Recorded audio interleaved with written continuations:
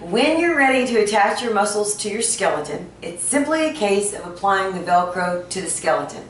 There are two ways to do that.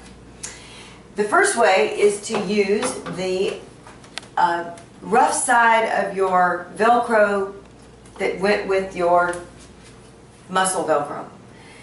These apply, they're self-adhesive and you can easily just stick them on. The problem is they don't like to stay if you're going to be pulling your muscles off and on a lot. These come off. So the next best bet is to go and find this glue. It's called 7800 adhesive. You can get it at Hobby Lobby or Michael's, or you can order it online. Get some regular old Velcro that you sew on and take it out of the package and cut it up into strips so that they're a little bit skinnier. You're going to glue this Velcro onto your skeleton in specific points. For example, around the humeral head, you've got a lot of muscle attachment here. So I like to take and just cut a strip of it, glue it into place, and then you have all your attachment points covered. So when your muscle comes across and attaches, it's got a place to land. And remember that you applied your Velcro already to your muscles on the back so that you're ready to go there. You can look at the, see how I've done around the top of the humerus, or the humerus here.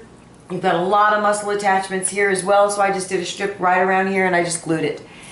Following the humerus down, I basically all around the humerus I've applied Velcro strips so that I've got places to attach, because you've got so many muscle attachments and you want to be able to cover each position.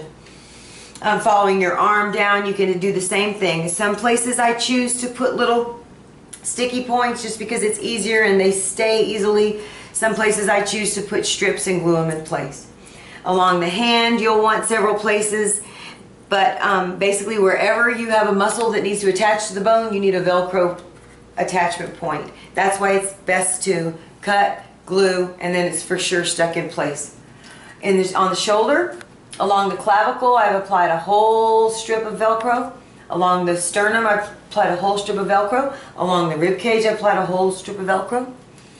Along the coracoid process, I've applied a whole strip of Velcro, because you've got 3 muscle attachment points there, and you want to make sure that you have a place for each one of them.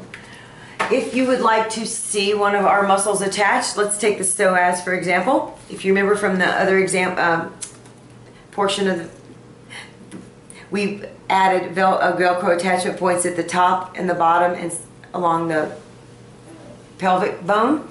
I'm going to slip this under here so you can see it. And the top one goes along the vertebra, the top, right below the thoracic, onto the pelvic bone, across the pelvis, and onto the femur. If I want to make it more secure, I simply add more attachment points to make it snug. That's the artistry in you.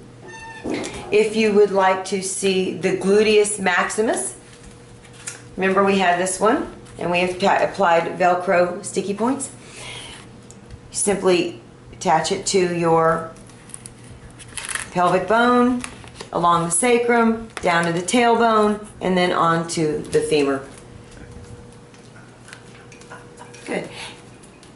The rectus abdominis, I've applied, okay, so I didn't want to do a strip over here. I decided I was going to do a little Velcro tab, and this happens to stay really well on this particular part of the bone, so I'm good with that. So I put a Velcro tab there. I can stick it there, and you can see I added one to the rib cage there, so I'll stick it there. And then down at the pubic bone, because we have adductors that attach, there's so many muscles that attach here, I put a big strip of Velcro here, and I glued this one on, and then the rectus abdominis can attach right there to the pelvic bone, pubic bone.